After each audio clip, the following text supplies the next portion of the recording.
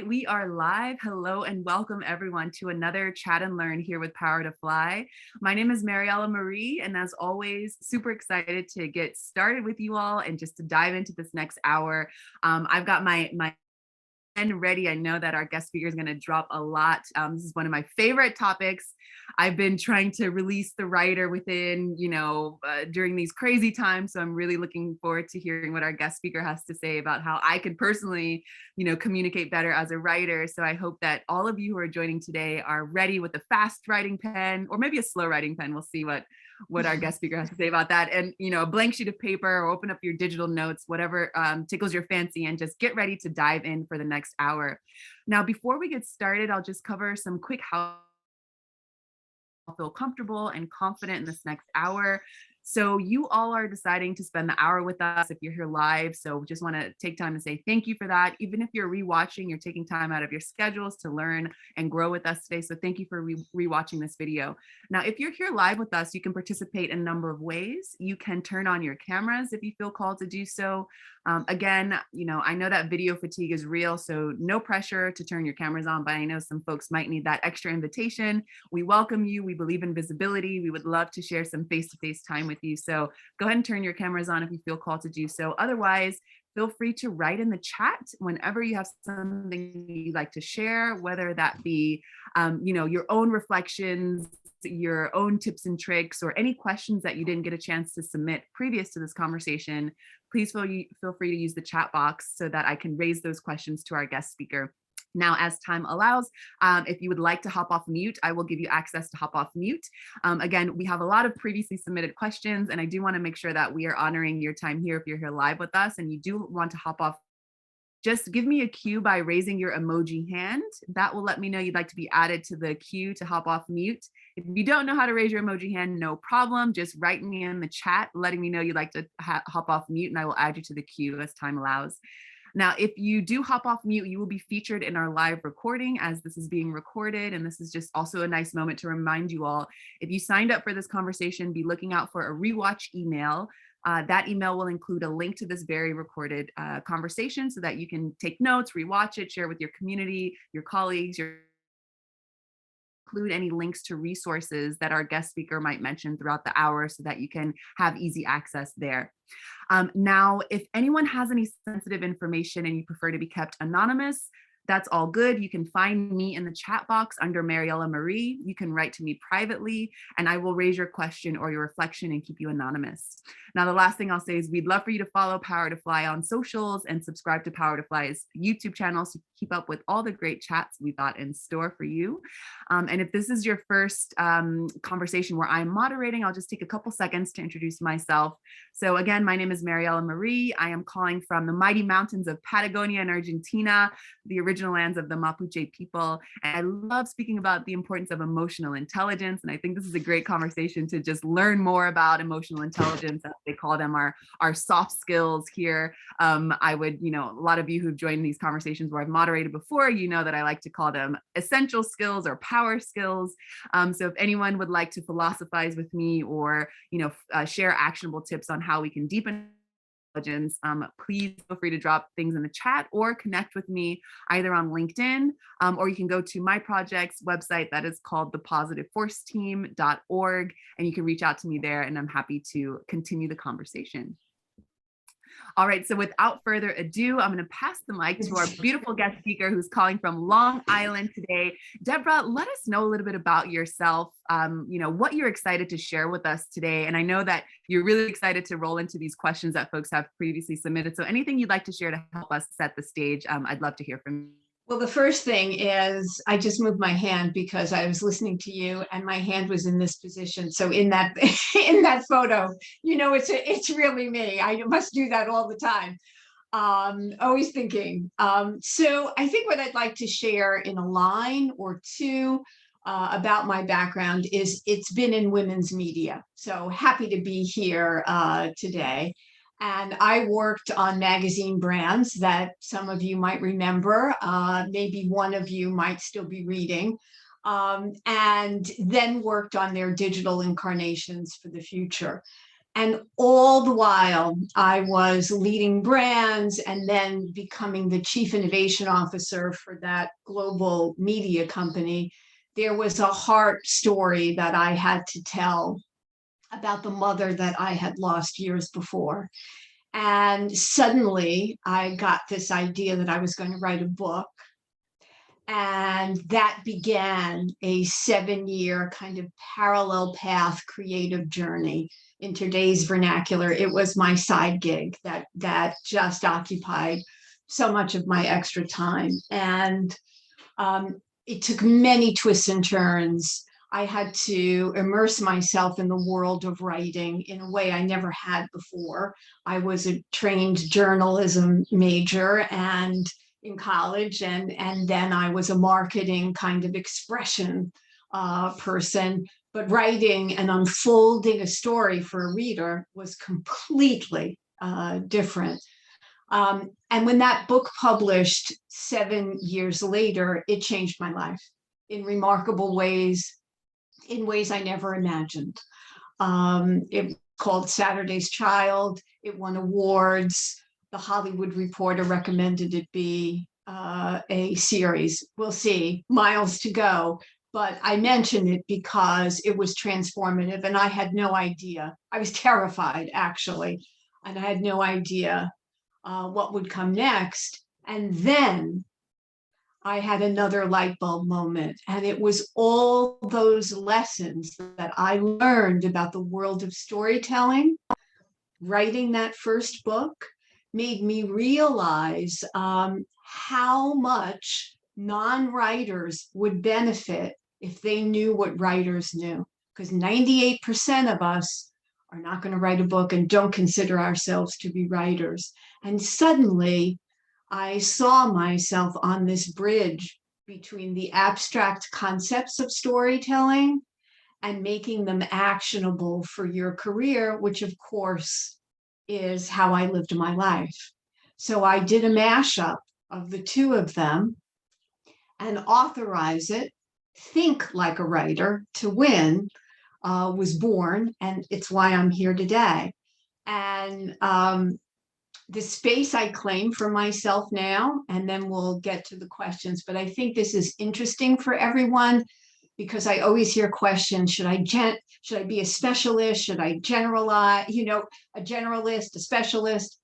And what I realize about myself is I am a multi-genreist. My first book was about story, about who we all are, and that very crucial mother-daughter relationship. The second genre is business. It's the engine, the fuel for our lives and supports everything else. And the third genre for an upcoming book coming out in October is a children's book tied to Saturday's Child, that old nursery rhyme poem.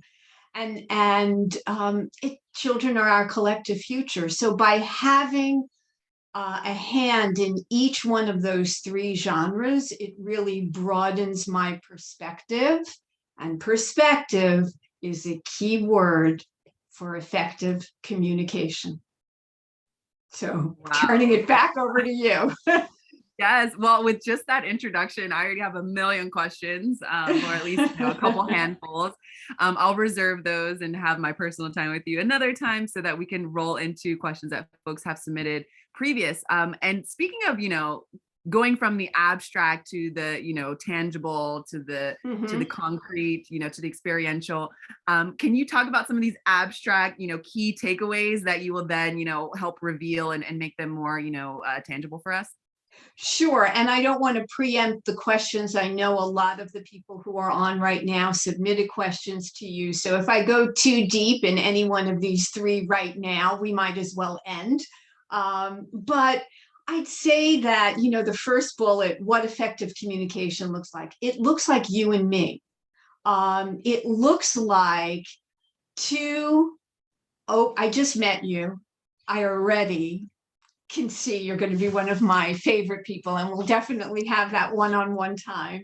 But it's two people who are open, curious, are also open to developing their perspective and learning. They're two people who are self-aware and interested, and they bring their whole self to the conversation in the moment of that conversation. Just met you, but we can talk and go in any number of directions because we're bringing that side of ourselves in the service of something larger than ourselves. And so we look like effective communication. Neither one of us is closed off. I'm listening to you, you're listening to me. And as we sit in the moment of that conversation, threads, as you just pointed out, will start to form. And those threads can be turned into opportunities. And because we're talking about work, that's what we all need to develop, how to turn and leverage those obstacles that are a part of everything, every story, into opportunities. So we'll talk more deeply about what effective communication looks like and how to strengthen your skills is to think like a writer, not be a writer, think like one. And we're going to talk about that, I think. And then think like a successful protagonist, the star of any series you've been binge watching during isolation, all of the books that you've been reading. There are successful traits of any protagonist that a writer imbues in their characters. And so we'll talk about some of that. And the impact that better communication can have on your career, oh my God, whoever tells the best story wins, period. And so how you shape that communication will not only make it more effective, it will make you more effective. I love that. And yes, this is perfect to set the stage. I know you probably had to practice some, holding what you wanted to pour out just in this initial conversation, but you have definitely done a beautiful job setting up the stage for us to roll into these questions. I just want to shout out where folks are calling from as well, so that you can have this in your mind, as I know that, depending on where we are in the world, that changes our perspective, as you were saying, and hopefully, we can learn to share more stories and just be our authentic selves there. So we've got Michigan representing, San Diego, Washington, DC, Kenya, Nicaragua, Salt Lake City, Utah. So if you're just joining and you didn't get a chance to drop in the chat yet, go ahead and let us know where you are in the world. I will give you all a shout out here shortly. And I'm just going to pull the questions up here that you all have submitted previous as well, just to get us started. Now, I just want to remind you all, if you did not get a chance to submit your questions, feel free to use the chat. And as time allows, we will raise those questions. Okay. Okay. So let's start off with this first question here. You say you don't need to be a writer, you just need to think like one. Can you summarize how a writer thinks and how that helps us to communicate better? You mentioned that writers aren't just storytellers, they are story askers, which I love. How can a writer show us how to ask better questions? So it's a two-part question, and I will start with the 4 key traits of a writer's mindset, of how they think. And the first one is writers are non-judgmental observers. They're a little disconnected because they're watching, they're seeing, they understand that the whole story is never visible. And that applies to work tremendously.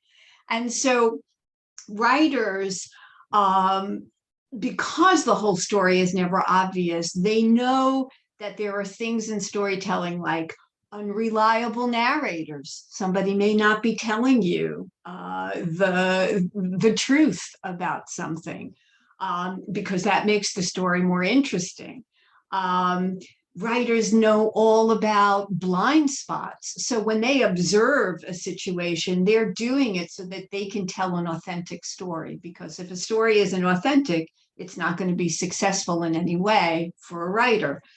The second trait or mindset trait of a writer is that they're profound. They seek to be profound, which means that they have to go deeper.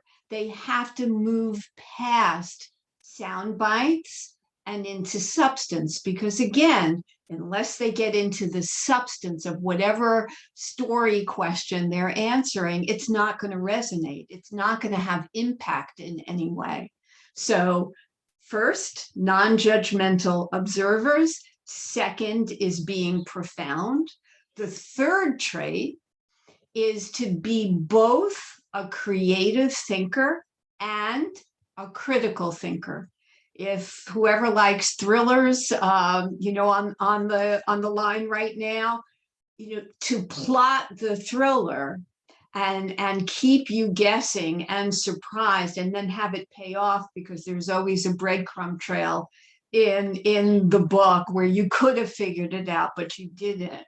That takes critical thinking, not just creative thinking. And at work, creative thinking opens you up to the possibilities, being open to the possible is the greatest benefit of creative thinking. And then critical thinking helps you make decisions, because everything we do is a choice that we make, and every single choice or decision has a trade-off. There's always a trade-off. And if you think back to your favorite stories or shows, you will see that that happens. And writers understand that. So if you can adopt a writer's mindset, you will be a non-judgmental observer. You will seek to be profound. You will be both a creative and a critical thinker. And the final one is you will nonstop edit. Writers are always editing. Whatever book you pick up is draft 229. It goes through so many editing, whether it's a scene, a page, a line. And so a writer has a continuous improvement mindset. And that is extraordinarily beneficial at work. Nothing is fixed. And especially today, there needs to be a constant reassessment as we take new information in. And so if you adopt all those traits, including the fourth, which is that editing mindset, you will be thinking like a writer and you will have more success in your career. So that's the first part of the answer. The second part is, if you think about dialogue, writing is really about, at critical points in books or shows, about the dialogue between two characters, because that's what propels the story forward. And if the dialogue is written in a closed, questioning way, of course, that's going to tell you something about a character. So that may happen once, one-word answers. But if I said to you, Mariella, did you have a good weekend? You'd say, yes, no, but very limited in response. But if I said to you in an open-ended question way, in a wanting to hear, wanting to learn about you way, I would say something like, tell me the best part of your weekend. And then I'd stop talking and I'd listen to your response, because you're going to tell me something about you that I wouldn't have known otherwise. And that rule of open-ended questioning is critical, critical, critical at work, because you're always seeking something. Many of the people here are not in sales, but you are always selling something, even if it's an idea inside of a corporation that you're doing a project for, whatever it is, you're articulating a vision that you have and you want it to get adopted. And at the end of the day, that's sales. So you need to continue to ask those open-ended questions. I developed something called the way. It's an acronym. So the first one would be tell me about, tell me about, tell me more about, tell me your perspective on.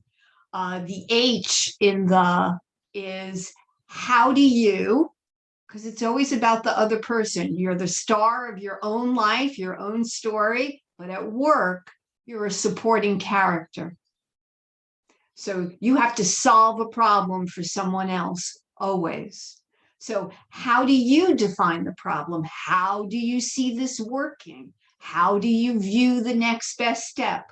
Those are all open-ended questions that are not annoying because they're focused on the other person, and you're gaining information, even if it's negative information, that you can turn into a positive.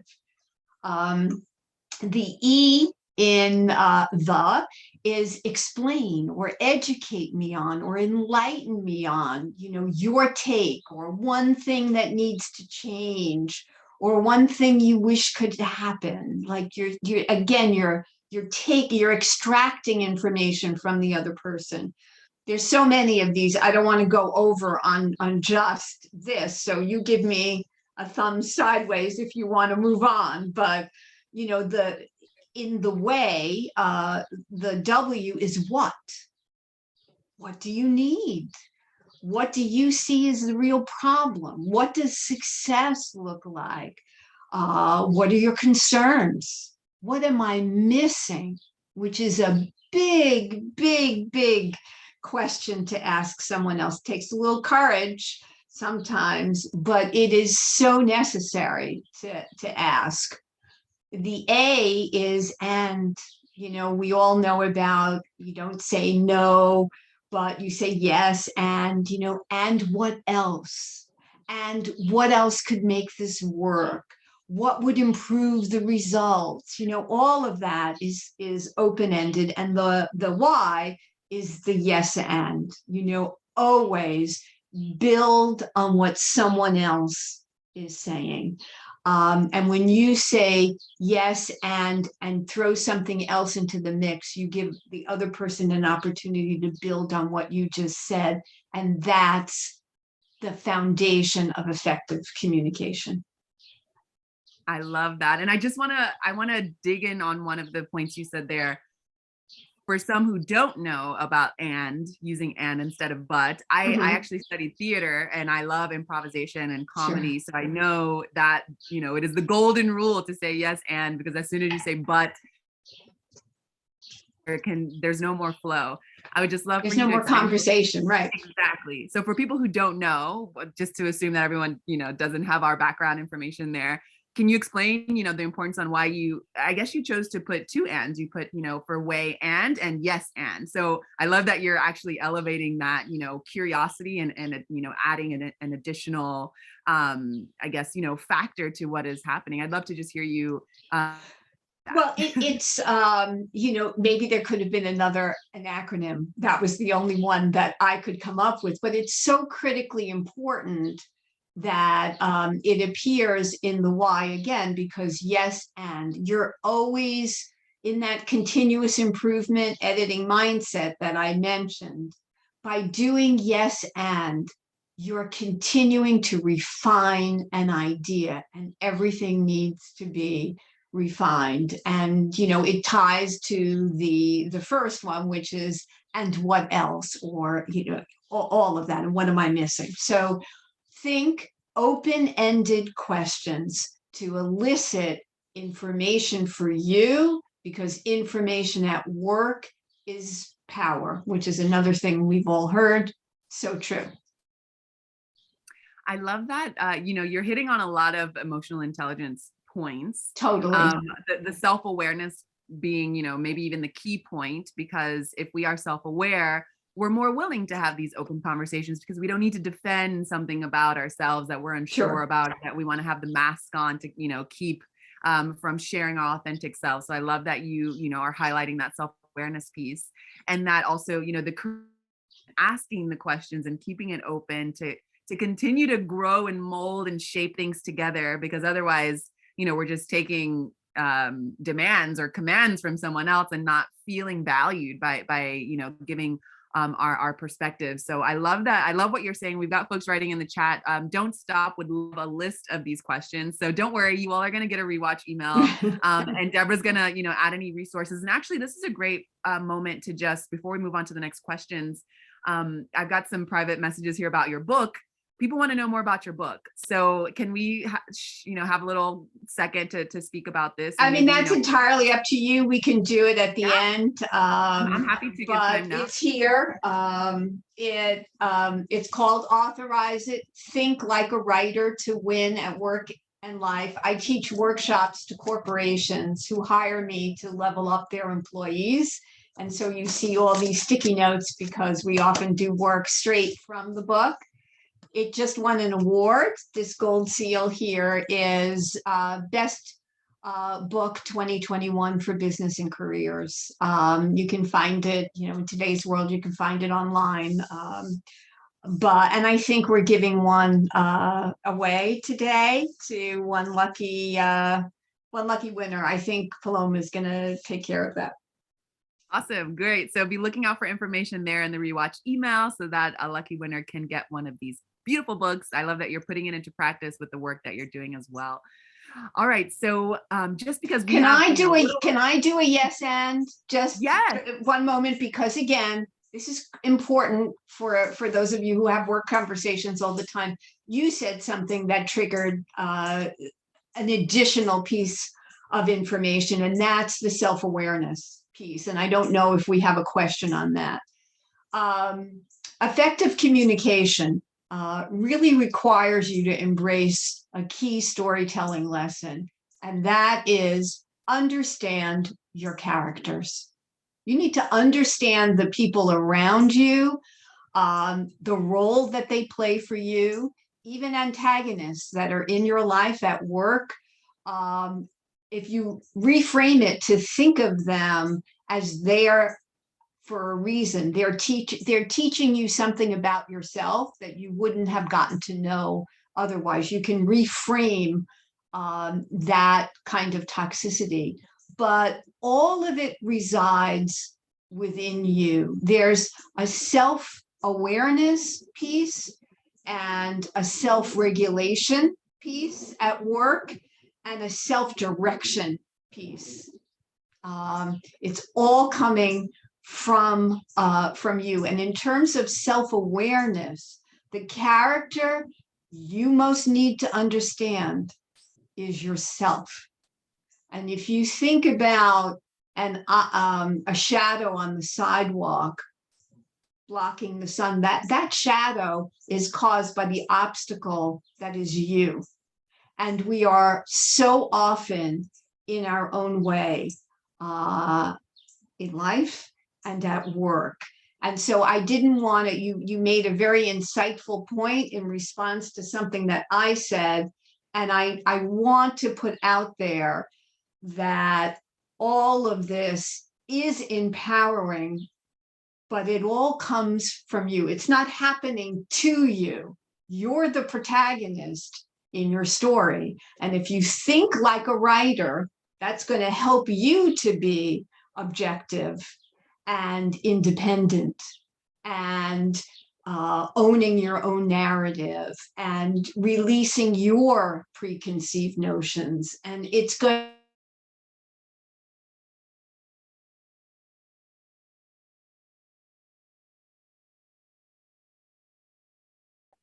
protagonists have if they're going to be successful. So I just wanted to put that out there. Great. Thank you for that. Thank you for that. I love this. I love that you are, helping this work be accessible for, within the workplace and in life in general, because one of the, speaking of roadblocks, which is, yeah, I'm going to hit on this next question in just a moment, but I think one of our roadblocks as a collective is that we think that we have to compartmentalize everything, and especially when it comes to work, right? Historically speaking, we've had to check our stories, our authentic selves at the door. We couldn't really bring those into the workplace, and now there's actually an expectation that we can, and that there is psychological safety, and that there is a space, of belonging, that can hopefully foster more story sharing, story creation. So I would love to hear you speak a little more about, some of the biggest roadblocks to effective communication, maybe in life in general or in the workplace, and how to help shape that story. Okay. So I think there's always a roadblock. If you think again about any story, there's a quest that protagonist has. Something changes in the landscape, something shifts at the beginning of the story, and it establishes the quest. Something now has to happen. There is always a roadblock. There is always conflict. In fact, if there was no conflict, if there was not something in the way of the quest, there's no story, there's no reason to tell the story. So when we think about roadblocks, at work and in life and to communication, you're always finding your way around the problem that's in your path, which will be replaced by another problem, which will be replaced by another problem. And so if you understand the narrative arc cycle, something shifts. There's a period of instability. This happens in every story and every project at work. There's a period of instability. Why? Because you're in new territory. Then there's a period of darkness. Things get worse. Always. You're in the messy middle of the story. There's all these details, all these unforeseen things, no matter how good a planner you are. And then there is some light. The fourth cycle is some light. Even if the project fails, there's always some learning from it for the next. And at the same time, there's a narrative arc. There is a parallel path character arc. We are all on the journey of becoming our best selves. And the more you see yourself, the trials, if you reflect on your own past, as I did, anything that you view as a wound, something that you might be afraid to share, to your point about authentic selves, everything that happened to you that was a conflict, an obstacle, or a negative in your life, when reflected upon, help to shape you become who you are today, and may actually turn out to be one of your biggest strengths. I am not recommending oversharing at work. I am not recommending being too vulnerable. There is a balance to a story, and there is a balance that you must discern for yourself. Everything that you choose to share about yourself at work, and that authentic side should serve your intentional quest, what you want, and should help you decide on the intentional actions that you take, and then the response, your response to the action in your story, because how you respond at work is one of the biggest determinants of how successful you will be at work. So when you think about problems, did that get to the heart of what you were asking me to kind of illuminate? Yes. Okay. Yes. And I'd actually love to segue into some more questions. Sure. And actually I have some folks who are writing in the chat box to this point as well. So what about, people who don't really, I guess, who we judge as not being good communicators? how can we invite them to be, to practice some tools or become better communicators so that, work can continue to flow. So again, speaking about maybe there's a roadblock, someone is not really communicating to, help solve problems or just to help create an environment that is safe and, creates belonging and inclusivity.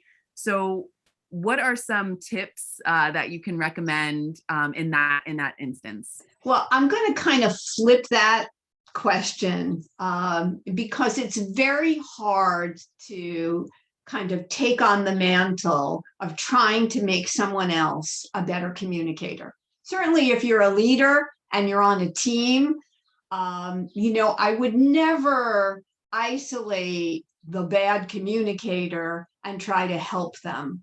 It just doesn't work. What you would need to do if you were a leader of a team and you've seen that one person might be brilliant, might be like a digital engineer of some sort, but has a hard time expressing the vision in their heads, then I would have training for everyone, because everyone could become a better communicator, and then hope that that person takes away from it. What I'm also kind of flipping that, because when I hear trigger words like toxic or that person needs to be a better communicator, my first point is look at yourself. Look inward. If you're in a situation that no matter where you're working or what project you're on, the same things keep happening, you need to look at how you're communicating. And the best way to lead is to show others how effective a communicator you are. And you asked me part of the prior question, and I stopped because it would have been a long answer. How do you shape the stories for success? So a very easy template to keep in mind is another acronym, because they work, called READ. And the first part of READ, when you're in conversation with someone else, be it a client, a boss, someone who works for you, someone who's a peer, someone you need to sell an idea into, you first have to relate to whatever that shift is going on, whatever you're both experiencing. You need to bring that up in one line so that the other person knows, oh, you understand me. You understand what my situation is, what my problem is. So you need to find a way to relate to the person you're talking to. The E in READ is then you need to ease the problem with the germ of a solution, of an idea, not the whole idea, not a soliloquy for a half hour, but like, what can you offer that's going to ease the problem a little bit? Now you're beginning to shape the story that you're telling. Then you have to, the A in READ is apply it. Now give a concrete example of that easing of the problem. And then the D in READ is you have to deliver the benefit. You have to deliver a happy ending where that person knows that they're better off, or they have a chance to be better off with you than without you. And if you keep READ in mind before you have a conversation with someone, and what's critically important and on you is to know what the storylines are. It's never been easier. Let's say it is a client, or a company that you might want to work for. You might want to get a project from Power to Fly. You need to learn about that company. You need to know the storylines. What are their strategy? How are they marketing? Who are their customers? And when you begin to dig in, you're going to start to see little story threads, and you're going to be able to tie yourself to it. Maybe that company represents a passion that you have in your life about wellness or fitness or something, or motherhood or fatherhood, whatever it is. You're going to find story threads that align and speak to the shift that's happening, and this solution that you're going to be able to ease into, then apply, and then show how you're better off together. And that's how you shape the story that you're telling. I love that. One more time, the acronyms, as I've got folks. Read. I kept it very, it's about business storytelling. So read, READ, relate, ease, apply, deliver. I love that. Simple. And I love the apply, the application part, and deliver. Otherwise, we're just in dreamland, and we have all these ideas, and then it's hard to hold ourselves accountable. And how do we move forward? So I love the actionable step in making that happen. Now, I love that you also flip that question, because that is, again, getting to empathy. I think it's flipping that question, instead of this person is a bad communicator, or I need this to change, or this is a toxic environment. We can always look at ourselves in the mirror and ask ourselves, well, why am I here? Why do I why does this continue to happen? Self-reflection. I would love to on a personal note ask you, how has your writing been able to be that partner, that co-creator, the accountability partner, even for you to just get out of your mind a little bit, and also understand yourself more, so that you're able to put some of these beautiful acronyms into practice. I would just love to know a part of your personal self-care. Sounds like a lot of boundary setting needs to happen as well, so that you don't overshare, you don't get too vulnerable, but you still appreciate sharing and vulnerability. Yeah, well, at the highest level of that, you have to know what you want, and then everything else kind of falls. If sharing that, some childhood wound that has no bearing on your work, or the people around you don't need to know it, there's no reason to share it. So the filter is, does this advance my quest? And if you don't want to use a writer's word like quest, it's the goal, or what you want. Knowing what you want, which can change, but you have to know what you're after. And then when you get it, or when you learn some things along the way, you may not want it anymore. You may want something else. Hello, great resignation and reset, and all of it changes around us constantly. But you have to have something intentional that you're after, which then guides your actions and reactions. It's hard to answer the question as it was asked, about revealing my, something authentic about me. I grew up, and my career was established in a different time. There was no empathy. I can't even repeat, online what I would have been told if I started talking about my feelings at work, or a problem that I had with the job. It would involve way too much information. So it was a different time. And I always brought my nurturing side to work. I'm a mother of 3. I now have 2 very little granddaughters, one from my son, one from my daughter, a 3 years old and a year-old, like transformed my life. And whoever is a parent out there, and whatever you hear about the grandparent phase, it's like 1,000 times over.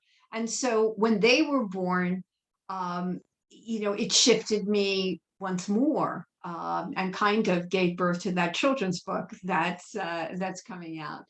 But in my career, my children were always a priority.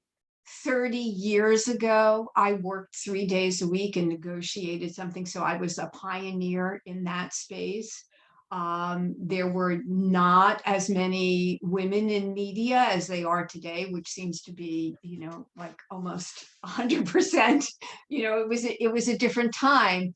So it was also more challenging for one authentic self, but to bring your authentic self. But I found that being true to who I was balanced out a lot of the kind of controlling tendencies that might have been in the room. And that whole self of mine always made me very intuitive.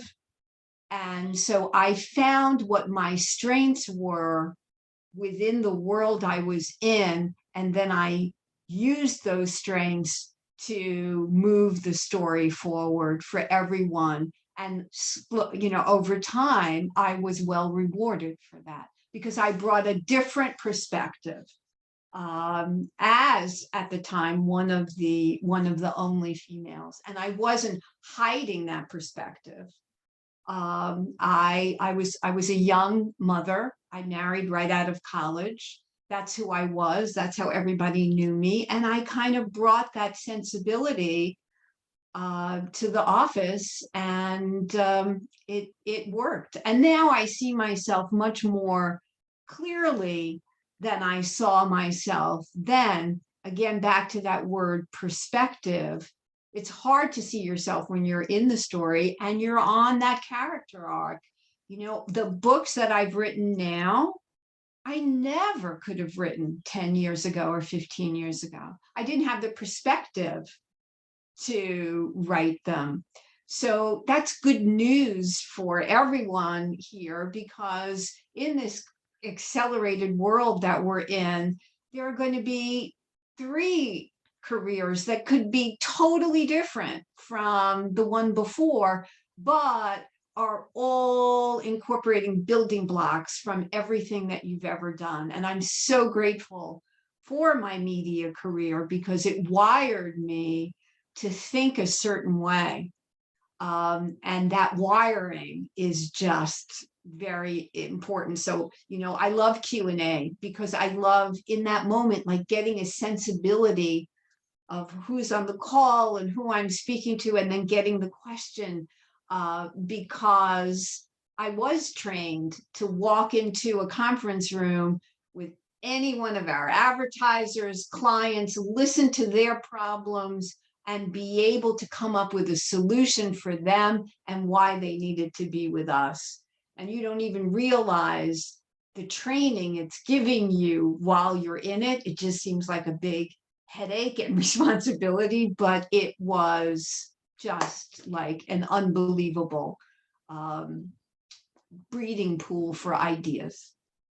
I love that you're able to take this, really complex theme, that is communication and storytelling and, all the things that can blossom out of that. And you're able to show in different perspectives, as you said in your introduction, how this serves your personal arc, your character arc, your relationship arc with your professional, folks or your peers, your potential clients. I love that. I love that you're also very, aware that during those times, as you're saying, that times are different now, when you first started your career, that those were also, very, meaningful moments to help you navigate everything that you're, experiencing now, from writing your children's book to, being involved in these live Q&As. So there is a question that reveals that some of these things that you mentioned, in your career, in your career journey, are still happening now. So this question reads, maybe you can throw in some of your personal reflection as well, but this question reads, when I say something in a meeting, I get no response. And then another person, always a male, says the same exact thing a minute later, and everyone responds enthusiastically. How do I prevent this from happening? I have to moderate my own response to that in the world that we're living in now. And maybe by some of my other answers, you can kind of anticipate the direction I may go in. It happens. Stuff happens all the time.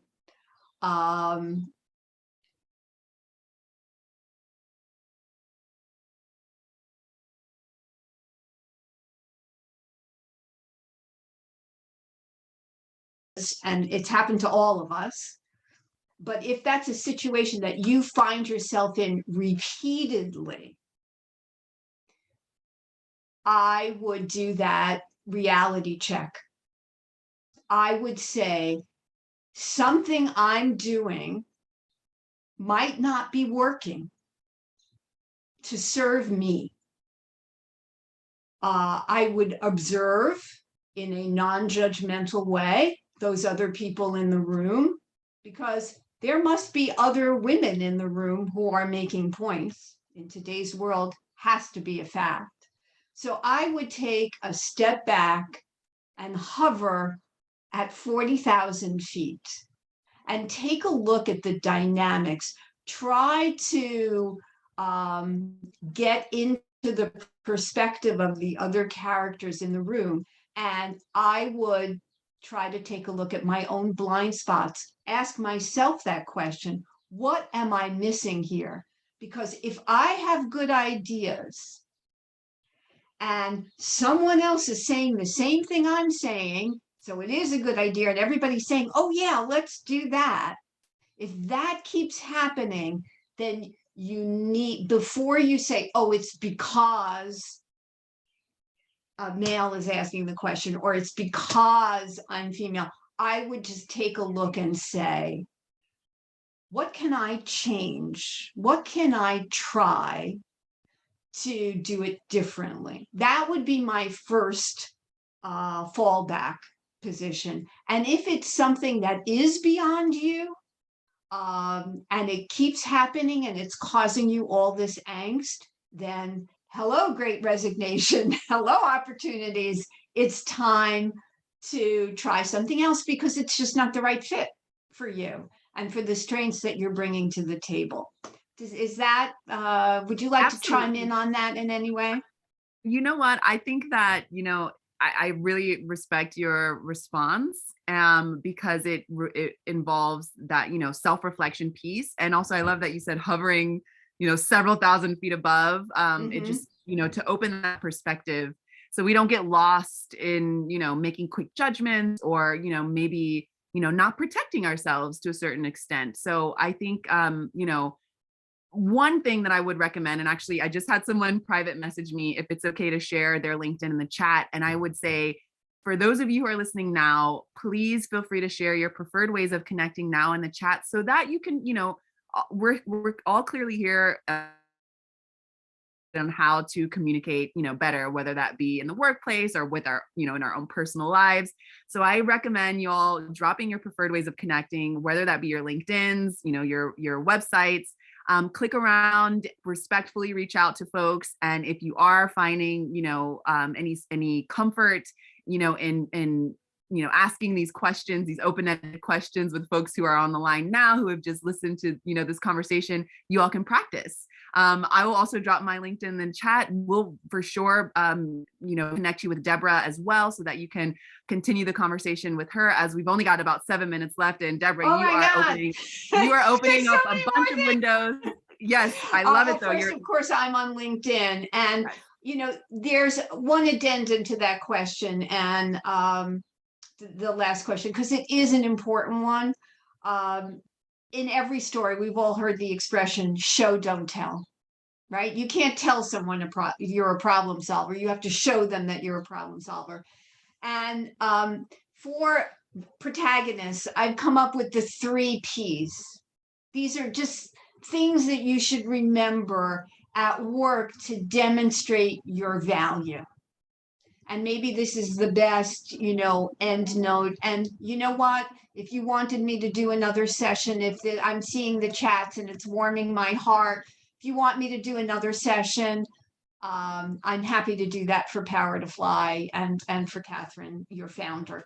But 3 Ps to keep in mind that you need to show every single day. So as you reflect on this. One, your proficiency, right? That's how you're being measured. What are the skills that you're bringing to a particular project or a particular company, and how are you showing them every day? The second one is positioning. Just like every character is in the story for a reason. How are you a fit for the story that you're in? Do something to show how well positioned you are every day. And the third one is promise. How do you show every day your dedication to the story that you're in, to making it better, to helping the greater good? How do you show and demonstrate that? And, that kind of rounds out the reflection that I encouraged in the first part of the answer, because if I were the person asking the question, I would reflect on that. How am I doing those three things? And if you feel you really are doing those three things, then maybe what needs to be worked on next would be the articulation of the vision or the idea that's in your head. How do I best articulate it? And to summarize that, what problem are you solving? And come up with a solution. You have to put not yourself first. You have to put your company first, or your client's problem first, or your customer's problem first. You're not the hero of your story. Your customer is, whoever you're talking to. So what problem are you solving? Be clear, be very clear on that as you articulate, the idea to solve it. And I hope that's helpful. Absolutely. And we've got folks saying that they would love another session, that this has been so informative. So hopefully we can get you back, because I know you've got lots more to share. And just, in these final moments, I would just love to hear you, leave us with some food for thought on, because you mentioned a couple of times this great resignation, as folks are calling it now. Uh-huh. What are your thoughts on how, we can move into this clearly new phase of our collective existence, um, in the workplace, in our communities, given that a lot of folks seem to not be so happy where they are. A lot of folks might be using these skills that you've just, shared with us in this past hour as they interview. These are great tips on, Sure. how to make sure you're asking the right questions, how folks are asking you the right questions. What are your hopes, is my question. What are your hopes now that you've seen that, the great resignation is happening? What are your hopes? Well, goes back to choice and trade-offs. I was talking about the narrative arc before. COVID shifted something in the landscape. There were tons of negative consequences from it. There were also some new realizations that were a part of it. You know what? I kind of love working from my home office. I can do this, and I can help three more companies in the same day because I'm not commuting. You know, it jump started my next book. What might have taken 2 years took 6 months, because what else was I going to do? I was in isolation, so I wrote all day long. So I think you have to accept that something shifted for everyone, and it was a collective shift. So we're all having these realizations. Millions and millions of people are having these realizations. And actually, I will say that Power to Fly and the people who are a part of it are ahead of the curve, because so many of you wanted, the way I understand it, more control over the lives that you were leading. That maybe you didn't want to commute in, maybe you did want to work from home.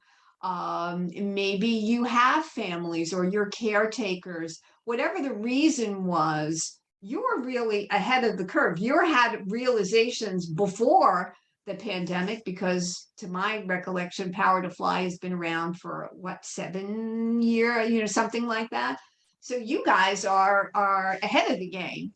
And my hope is that we all make the trade-offs that we need to make for the lives that we want to live and the careers we want to have. And at some level, that means redefining for yourself what success looks like to you. For me now, this is what success looks like. And it may not be as lucrative as my chief brand officer days and my chief innovation officer days. Although I do have some good ideas coming up, but it is, my trade-off is emotional reward. I couldn't serve, the next lipstick color any longer. I was over that anyway. And this is meaningful to me. Like when we sign off, I haven't really seen the chats. I'm not sure if I can see them afterwards, but I've seen some of them flash up. And to know that even for a minute, that I might have said something that is going to be a little bit transformative for one person's life on the call, like, amazing emotional reward for me. So I'm willing to make that trade-off. I'm on some sort of destiny path, which started now 9 years ago, and it continues to unfold as I live my life. And I am now willing to go along with that and see what happens. And my hope is that everyone can redefine what they want, knowing that it can change again, but make the choices that feel emotionally right to you, even if you don't fully understand them. Make those choices. Yes, Deborah, thank you so much. And, I want you back. Hopefully we can get you back. And I think that there's so in there with just those final words. Congratulations on all of the things. We are going to be sending out a rewatch email to folks who signed up for this conversation, and be looking out for another one from Deborah, because clearly we've got folks asking for her back already. So enjoy the rest of your day, everyone. Congratulations on, showing up today so that we can all learn how to, communicate better, and be more authentic and just holistic in all the things that we do at work, at home, and in our community. So thank you all so much, Deborah. It's been a pleasure, and we hope to see you For soon. me too. Thank you all. Wow. Thank you, Mariella. Thank you. Goodbye.